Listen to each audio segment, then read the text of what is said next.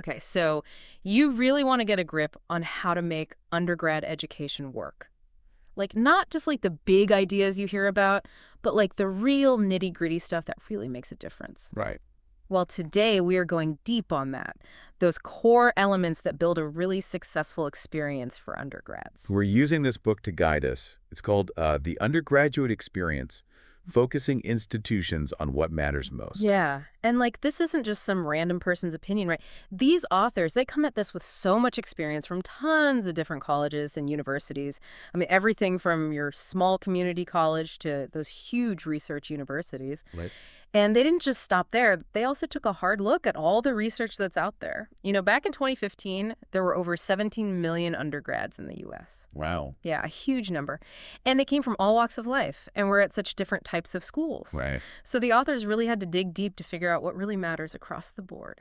And for us, in this deep dive, we are going to try to bring you those essential themes, the stuff that really makes undergrad education tick. I mean, whether you're prepping for a meeting, trying to get up to speed on the field, or just, intellectually curious about this stuff. I like that. Intellectually curious. Yeah. So the book lays out this framework of 6 core themes. These are like the key areas to focus on. They call it a heuristic, Mm. which is really just a fancy way of saying it's a practical guide, not some strict formula. Got it. So these 6 areas are what matters most, learning matters, relationships matter, expectations matter, alignment matters, and improvement matters. A lot to cover. Yeah. So let's jump right into that first one, what matters most. Okay, so the big idea here is that any school can be excellent. It's not about, how prestigious a college is supposed to be. It's about focusing on a shared vision. Right. And the book really hits on that right away with this example of the University of Maryland, Baltimore County, UMBC. I've heard of it. So it's not like one of those big name schools, but they're really, really good at graduating African-American undergrads who go on to get PhDs in STEM fields. Wow. That's amazing. It is. Their Meyerhoff Scholars Program is incredible. They've had it going for decades. It's a system of, high expectations, but also a lot of support. Makes you wonder why other schools aren't seeing that kind of success, especially for students who have historically been, kind of left behind. It really does make you think. And the book really stresses that it's not enough to just have, like, a few good programs here and there, right? What really matters is that everyone is on the same page with a really ambitious vision for student learning. Definitely. Like, where's the whole institution headed? And it's not just the professors in the classroom. It's everyone on campus, the folks in the admin offices, the maintenance staff, everyone. They all need to understand how their work plays a part in that big picture. It's about shared responsibility. The authors even ask this really interesting question. How does my work, whoever you are on campus, how does it actually help our students learn? Right. And that might seem obvious for faculty, but the book really pushes us to think about everyone. So think about the people in the accounting office or the folks who keep the buildings and grounds running. It might not seem directly connected to student learning, but think about it. If a student is freaking out about their financial aid or dealing with a broken heater in their dorm, Oh, yeah, for sure. they're not going to be able to focus on their studies. So everyone plays a part in creating this environment where students can actually learn. Totally. And the book does talk about these visions of the possible, but they're also realistic about the challenges that colleges and universities are up against, Yeah. especially when it comes to funding. They point out that state funding for higher ed, even when you account for inflation, has basically been flat since the 90s. Yeah. And then it dropped like a rock after the financial crisis back in 2007. And private schools haven't been immune either.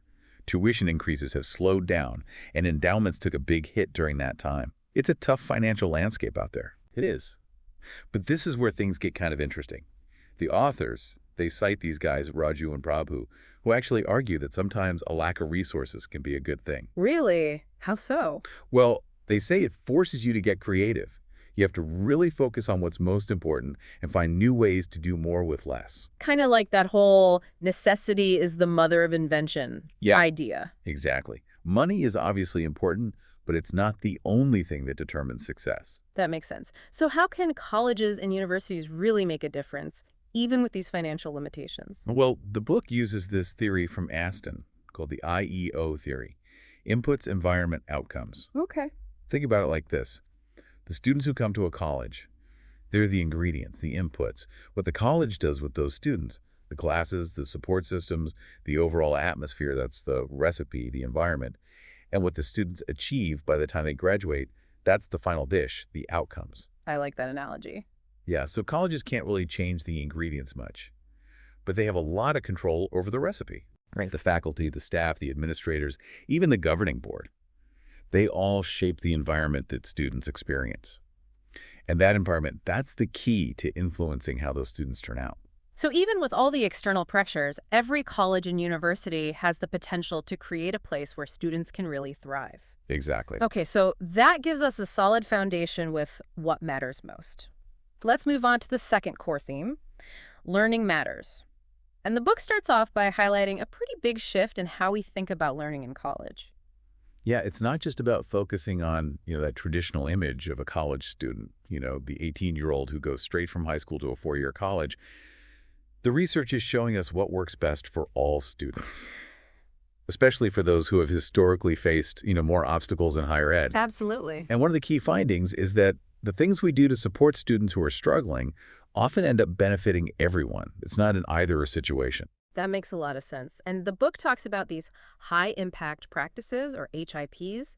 These are activities that have been proven to have a big positive impact on how much students learn and how engaged they are. Things like undergrad research, service learning, internships, things like that. And there are the few things that make these HIPs so effective. Usually they involve work that is, actually challenging for students. They give students a lot of chances to interact with each other and with mentors. And importantly, they give students time to reflect on what they're learning. This research from Koo back in 2008 really highlighted these key elements. The book gives some really great real-world examples of how schools are using these HIPs. So there's Mount Holyoke College. They started this initiative called Making the Link, which basically weaves career preparation into the liberal arts curriculum for all students. It's not like a separate thing. It's woven right into the academic experience. And it's not just those super selective schools that are using these practices. The authors point out that even community colleges, which often have fewer resources to work with, are doing a lot with HIPs. Surveys show that a really big chunk of community colleges offer service learning courses and opportunities for undergrad research. So they're really embracing this stuff. We also read about the University of Michigan's Undergraduate Research Opportunity Program, UROP. This program connects undergrads, especially in their first and second year, with faculty research projects across the entire university. That's awesome. Yeah, and what's really cool is that it happens outside of their regular classes. It's not for credit, but it has huge benefits for students, especially Black male students in terms of staying in school, their grades, and whether they go on to grad school. That's great to hear. Then there's this Compass program in Washington State. It created these partnerships between 2-year and 4-year colleges and universities. And they used e-portfolios as a way for students to reflect on and document their learning. It helped make the transition smoother for students who were transferring between institutions. And that led to better graduation and retention rates. Wow. Yeah. So these are just a few examples of how schools are getting creative in improving the student experience. I like it. And the book also gets into this idea that learning isn't always easy. Struggling and even failing can actually be part of the process. They quote this guy, Martin Covington. He says that the best thinkers actually make more mistakes because they're always trying new things and experimenting. That's an interesting way to think about it. So how can schools help students through this process when things get tough? Well, for one, we need to align how we grade students with the actual learning goals. Encourage students to take risks and challenge themselves. And we also need to make it okay for students to ask for help when they're struggling. Right. We need to normalize that. Any specific strategies? Yeah, actually, like having really short one-on-one meetings between faculty and students early on in a course, that can build a really important connection. Yeah, that makes sense. And even in online courses, you can create these welcoming online forums to help students connect with each other and feel comfortable reaching out for help. Makes sense. There's also this great example from Northern Arizona University. Their first-year learning initiative, FYLI, takes a really comprehensive approach to supporting students in their first few years of college. Okay. So they focus on designing good courses, giving students a lot of feedback through online tools, making learning resources really easy to find, and using peer teaching assistants to encourage students to seek help. And their data on student behavior and how many students finish their courses show that this systematic approach really works. The book also talks about the potential of technology, like using it to personalize education. They mentioned George Siemens and the Open Learning Initiative at Carnegie Mellon. These initiatives use research on how people learn best, combined with data, to create online courses that can adapt to each student. That's so cool. Right, it's like having a custom-tailored learning experience. Totally. But the book also looks at face-to-face models, too, for balance. Like this thing called Reacting to the Past. It's actually a role-playing game. I Oh, know. It sounds kind of crazy. But they're designed to be really elaborate. They're set in these historical moments, and students have to play different roles. oh, I see. Yeah. The guy who created it, Mark Carnes, he says students need activities where there's a chance they might fail. Oh, that's interesting. Yeah, he thinks that's how they really learn and grow. Hmm, makes you think. And then another really big part of learning is helping students to connect the dots between all of their different learning experiences, like seeing the big picture. Carleton College in Minnesota has some great initiatives around this. They have these programs called Visualizing the Liberal Arts, Quantitative Inquiry, Reasoning and Knowledge, and the Global Engagement Initiative. They realized that if they wanted students to make those connections, the faculty had to connect their teaching too. So they really emphasize collaboration across different academic disciplines. Oh, I'd like that. Yeah. And that spirit of collaboration extends to how courses are designed too. So at the University of Kansas, they had psychology faculty team up with librarians and folks from the Writing Center to redesign their intro psych course. Wow. Yeah. And they found that bringing together all those different perspectives was super valuable, especially for those big intro courses. Makes sense. So the Learning Matters chapter ends by talking about how important it is to support learning for everyone at the institution, not just the students. Faculty and staff also need opportunities to keep learning and developing their skills. It's about shifting from this feeling of just getting by, just surviving, to a mindset of growth where everyone is constantly learning and improving. I like that. It really makes the point that learning should be an ongoing process for everyone, not just the students. Exactly. Okay, so we've talked about what matters most and why learning matters. Now let's dive into our third core theme. Relationships matter. And the book jumps right in with a look at Duke University. Duke is a really interesting case study because they've made this conscious effort to foster strong relationships between undergrads and faculty. Even though they're a major research university, they've tied together their initiatives in undergraduate research, civic and global engagement, and interdisciplinary learning to help students find mentors and build knowledge across different fields. And they actually start this focus on relationships right from the admissions process. They're very intentional about enrolling a diverse student body because they recognize the value of students interacting with peers who come from different backgrounds and have different viewpoints. They even talk about creating what they call an authentic integration of values, ideas, religions, cultures, and politics. Ambitious. Definitely. And they're also aware that they haven't always been great at creating physical spaces that encourage those interactions, especially in the dorms. So they're actively working on developing new spaces that will help build those connections. Cool. Yeah. They even have this on-campus pub that was actually started by students as a place where students and faculty can just hang out and have more informal interactions. That's awesome. Right. And the book highlights how Duke administrators actually look for student-led initiatives like that and then try to figure out how to support them. They even work to streamline some of the administrative tasks associated with faculty advising so that faculty could spend more quality time in real conversations with their students. That's so smart. So when we talk about relationships, the book really emphasizes that connections between faculty and students, staff and students, and even among the students themselves are essential for those high-impact practices we discussed earlier, Right. like undergraduate research, for example. It can be such a powerful experience because of the in-depth interaction between a mentor and a student. And learning communities, whether they're based on linked courses or residential colleges, they put students in this supportive peer environment where they're also often guided by faculty and staff. Totally. And service learning is another great example. It connects students with off-campus partners and community programs in a way that really bridges that gap between academic study and the real world. It's about civic engagement through relationships. And the book shares some really interesting findings from a Gallup and Purdue University poll. They found that grads who felt like they had a professor who cared about them, made learning exciting, and encouraged their dreams were way more likely to be engaged in their work later on and to report higher levels of well-being. That makes sense. Yeah. But was it a large percentage? Well, that's the concerning part. Only a small percentage of graduates actually experienced all three of those things. Wow. That's a little sad. Yeah, it really makes you think about how we can do better at creating these connections. It's not enough to just hope it happens naturally. Yeah, we need to be more intentional. Exactly. Chambliss and Takacs use this great metaphor of pathways. They say that colleges often work hard to create clear pathways for academic progress and maybe even social life, but other pathways that are crucial for student success, like developing good habits or finding a mentor, are often left, unlit. It's like they're stumbling around in the dark. And they argue that even simple, relatively inexpensive programs can be created to help students find their way. That makes a lot of sense. It's about guiding them. Exactly. And this leads right into the idea of nurturing both learning and a sense of belonging through relationships. The book cites Terrell Strayhorn's definition of belonging as feeling like you are cared about, accepted, respected, valued, and that you matter to the campus community. It's really all about connection. And belonging doesn't just happen automatically. Right. It has to be cultivated. So how do we do that?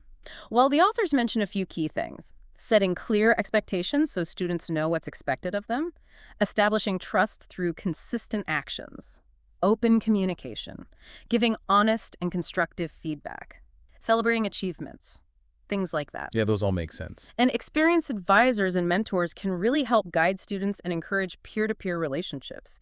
There's this idea of communities of practice where more experienced students can support and mentor their peers. Okay, I see. The book gives this really powerful example of a math professor at Berkeley, Yuri Treisman. He noticed that Black students often studied alone, while Chinese students tended to study together in groups. So he created these workshops that really emphasize collaborative learning and building a shared intellectual community. And how did that go? The results were amazing. The Black students' academic performance improved dramatically.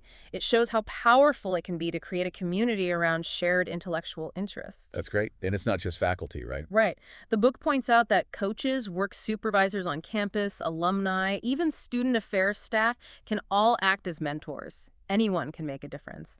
They even mention this simple program at Elon University called College Coffee, where students, faculty, and staff can just get together informally. It doesn't have to be this big formal thing to foster connection. Little things can go a long way. Exactly. And the physical environment matters too. Yeah, for sure. The book talks about research that shows how building design can either help or hurt relationships, like long, intimidating hallways versus cozy, inviting spaces. Makes sense. Yeah.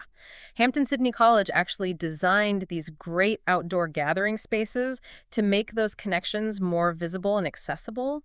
But the chapter also addresses some of the systemic issues that can make it harder to build relationships, like the increasing reliance on part-time faculty and staff. Right. While it often makes sense financially, it can make it harder to have those long-term mentoring relationships because those folks might not have the time or resources.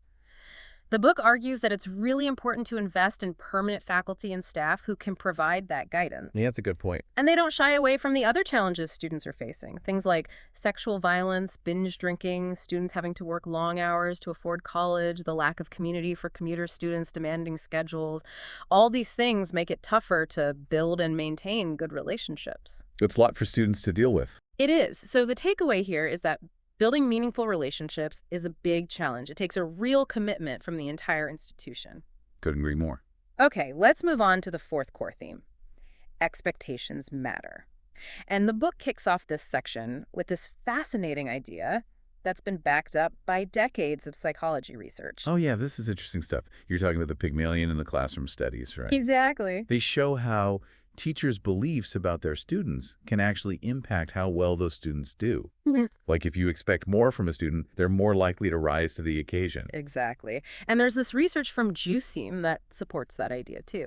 People tend to live up to or down to what others expect of them.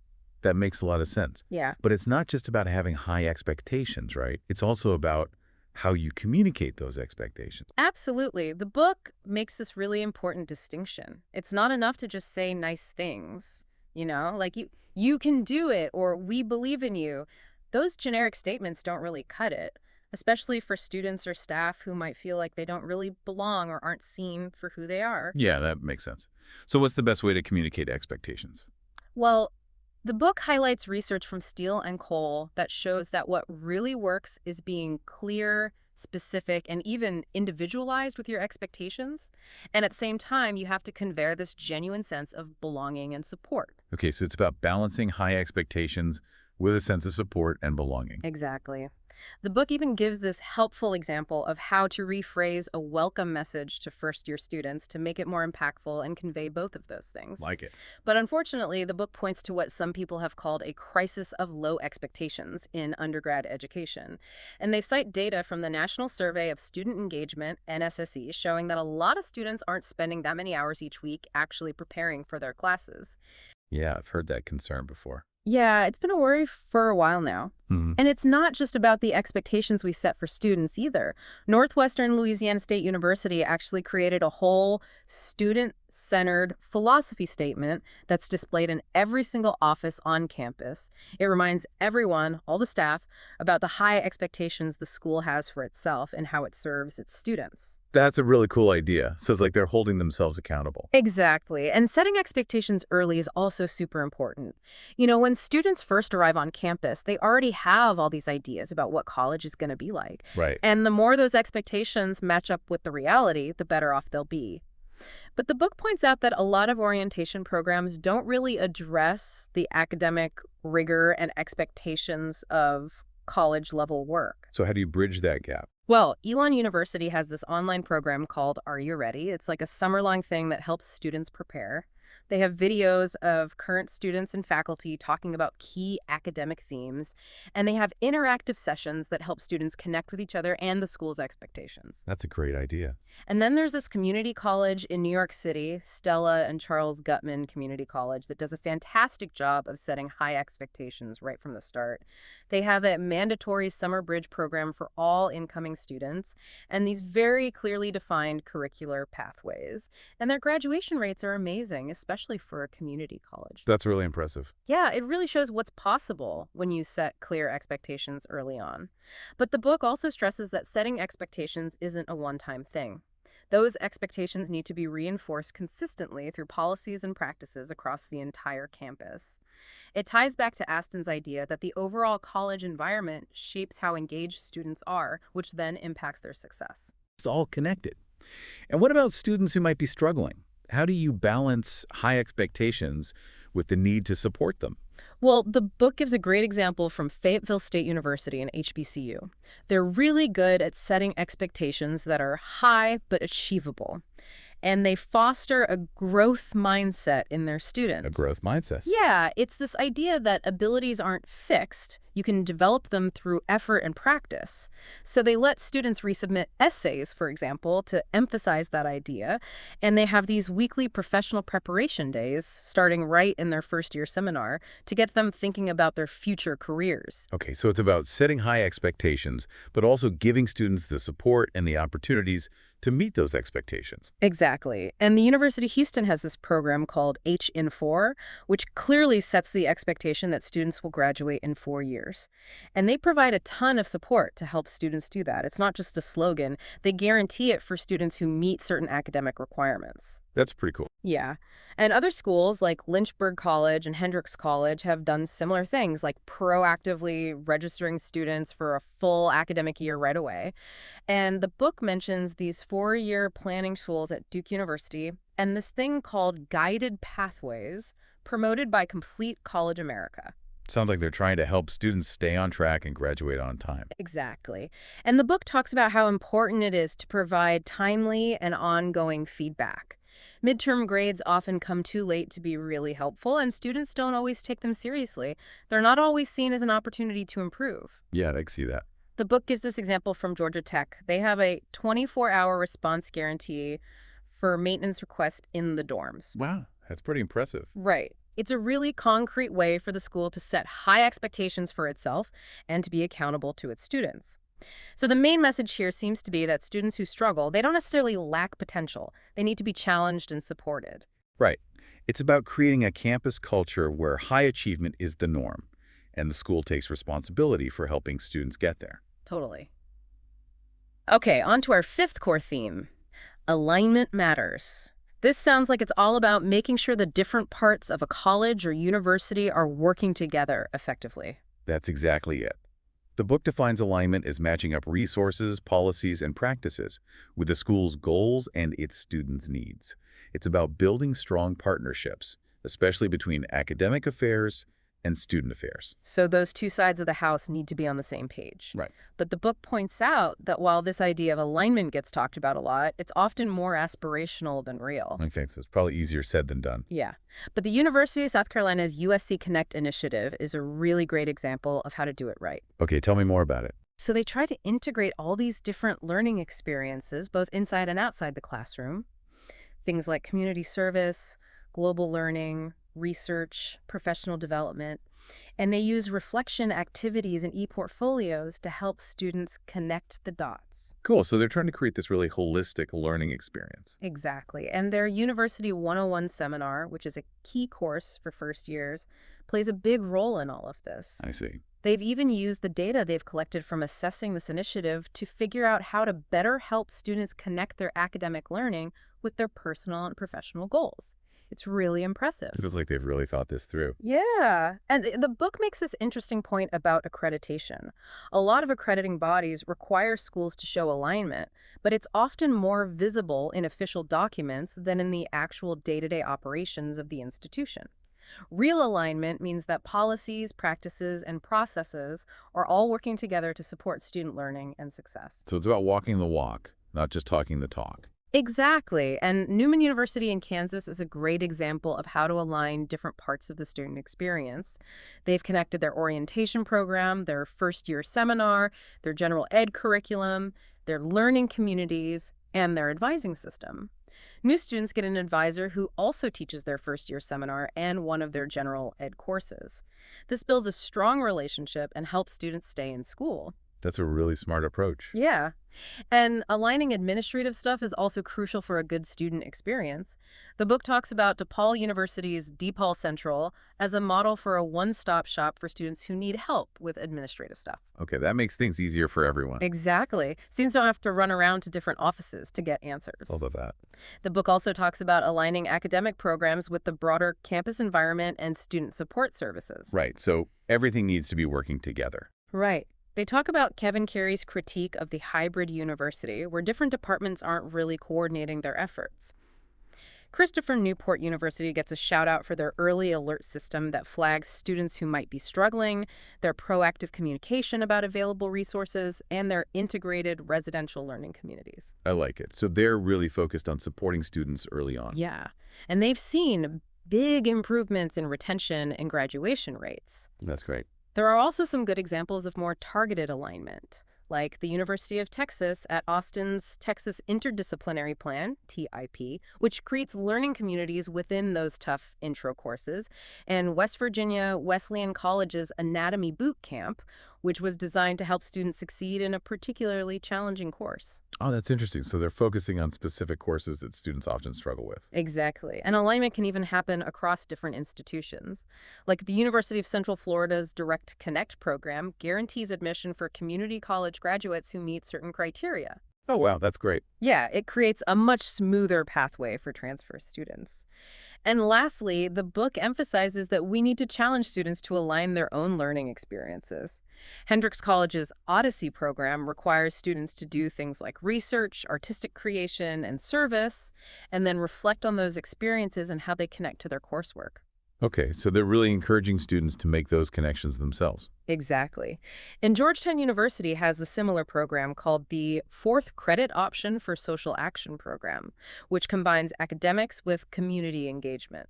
So the big takeaway here is that alignment is about creating a more holistic and integrated experience for students. It's about moving away from these isolated efforts and making sure everything is working together. Right. And sometimes that means creating new structures or repurposing existing ones to facilitate that kind of collaboration across the institution. Makes sense. Okay, let's move on to our final core theme, improvement matters. This is about how colleges and universities can keep learning and getting better at what they do. And the book starts this section with a really inspiring example of large-scale improvement. Okay, should be good. So the City University of New York, CUNY, started this initiative called ASAP, which stands for Accelerated Study and Associate Programs. They launched it to address the fact that graduation rates at their community colleges were really low.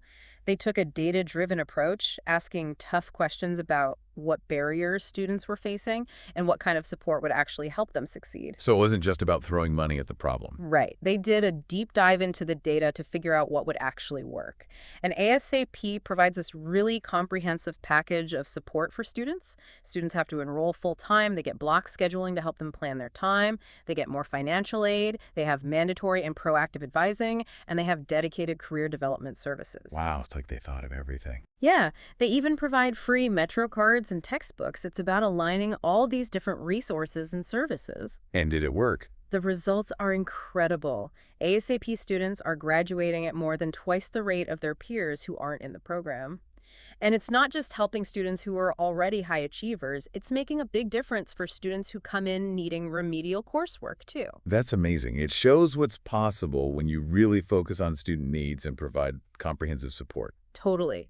And based on this and other examples, the book lays out 7 key principles for creating a culture of continuous improvement. 7. Okay, lay them on me. Okay, so first, you have to recognize that assessment is absolutely essential for improvement. You can't improve something if you don't understand it. Second, assessment should focus on the things that are most important to the institution's mission and student success. So you're not just collecting data for the sake of collecting data. Right. Third, you have to actually use the data you collect. Fourth, you have to involve everyone in the improvement process. Makes sense. Fifth, you need